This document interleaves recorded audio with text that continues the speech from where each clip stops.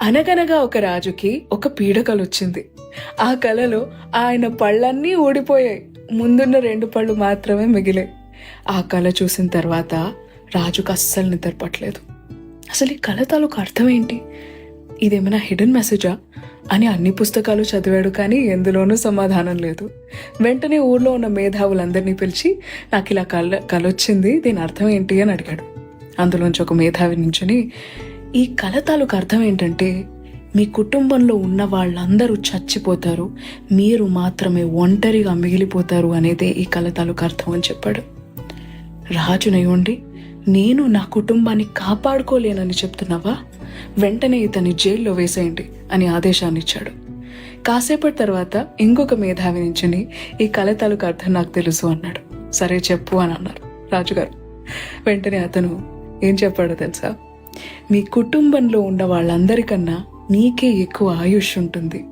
ఆ సూర్యుడిలాగా, ఆ చంద్రుడిలాగా ఈ దేశానికి పరిపాలించేది మీరు ఒక్కరే. మీరు ఒంటరిగా ఉన్నా ఏదైనా సాధించగలరు అని చెప్పాడు. ఇది విని రాజుకి చాలా నచ్చి బహుమానం కూడా ఇచ్చాడు. అక్కడి నుంచి వెళ్తూ వెళ్తూ జైల్లో పడేసిన మేధావితో ఈ మేధావి చెప్పాడు, నీకేం చెప్పాలో తెలుసు, కానీ ఎలా చెప్పాలో తెలీదు. అలాంటప్పుడు ఏం చెప్పకుండా ఉండడమే మంచిది అని. చిన్న కథ నచ్చిందా? అన్నకి 10 ఏళ్ళుంటాయి అండ్ చెల్లికి 6 ఏళ్ళుంటాయి.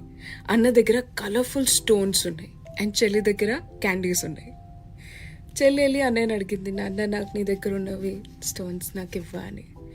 వాళ్ళ అన్న అయితే, నేను నీకు బంపర్ ఆఫర్ ఇస్తున్నా, నీ దగ్గర ఉన్న క్యాండీస్ అన్నీ నాకు ఇచ్చే, నా దగ్గర ఉన్న స్టోన్స్ అన్నీ నీకు ఇచ్చేస్తా అన్నాడు. డీల్ ఓకే అని చెల్లి తన దగ్గర ఉన్నవన్నీ తీసుకెళ్ళి అన్నయ్యకి ఇచ్చింది.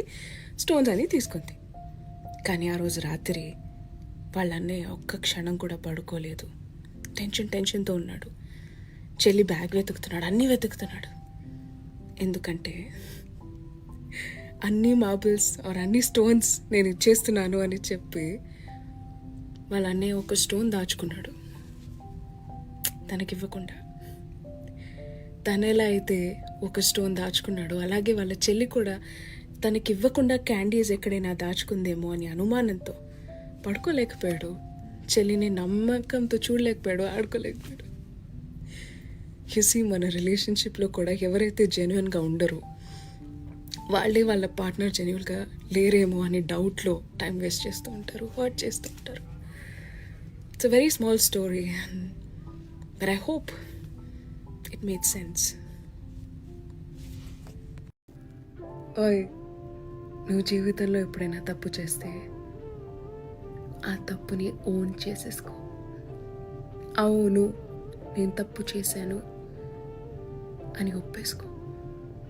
ఇంకొకళ్ళకి అది నీకు అగేన్స్ట్గా వాడే అవకాశం ఇవ్వద్దు. నిన్ను గిల్టీ అని ప్రూఫ్ చేసే అవకాశం ఇవ్వద్దు. అది వాడి నిన్ను తక్కువగా చూపించే అవకాశం ఇవ్వద్దు. అర్థమవుతుందో నేను చెప్పేది? అవును, నేను తప్పు చేశాను, నేను నేర్చుకున్నాను, ఇంకొకసారి అలా జరగదు.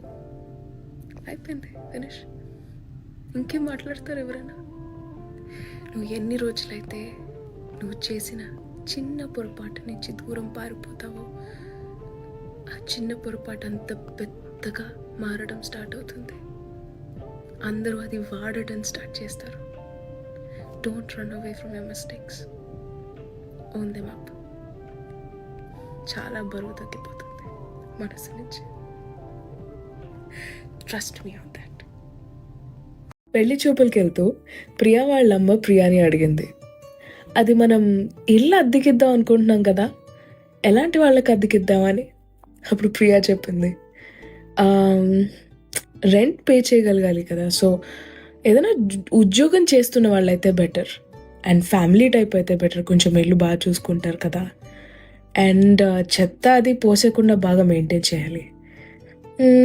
ఇంకేముంటుంది, మన అభిరుచులు, మనం వెజిటేరియన్స్ కదా, సో ఇల్లు కూడా కొంచెం వెజ్లో ఉంటే బెటర్. అది ఓకే, ఆప్షనల్, చూద్దాం అని ఇలా ఆలోచిస్తోంది. అయినా ఇప్పుడెందుకు అడుగుతున్నావు మా అని అడిగింది. అప్పుడు ప్రియా వాళ్ళ అమ్మ చెప్పింది, నువ్వు ఒక మనిషిని పెళ్లి చేసుకోవడానికి వెళ్తున్నావు. సొంత ఇంటిని, నీ మనసుని వాళ్ళకి రెంట్కి ఇచ్చినట్టే. వాళ్ళే సర్వస్వం అనేసుకోవాల్సిన అవసరం ఏం లేదు. వాళ్ళు నీ మనసు తాలూకా రెంట్ కట్టే వరకు వాళ్ళు నీ మనసులో ఉండొచ్చు. నీ మనసు తాలూకా రెంట్ ఏంటో తెలుసా? చెత్త పోసేయకూడదని అన్నావు కదా, అలా వాళ్ళ కోపం ఫ్రస్ట్రేషన్ అంతా నీ మీద డంప్ చేయకుండా ఉండాలి. రెంట్ ఉంది కదా, నీకు రెస్పెక్ట్ ఇవ్వాలి, నేను బాగా చూసుకోవాలి, మన అభిరుచులు కలవాలన్నావు కదా, లవ్ అండ్ కేర్ చూపించగలిగిన వాళ్ళు అయి ఉండాలి. ఇలాంటి వాళ్ళని సెలెక్ట్ చేసుకో. అద్దె కట్టే వరకే నీ మనసులో ఉండనివ్వు అని చెప్పింది. చిన్న కథ నచ్చిందా? ఒకప్పుడు రాజుల పెయింటింగ్ వేయాలంటే ఆ పెయింటర్స్కి ఎంత భయం వేసేదో తెలుసా? ఎక్కడైనా తేడా జరిగితే అక్కడికక్కడే చంపేసేవారు.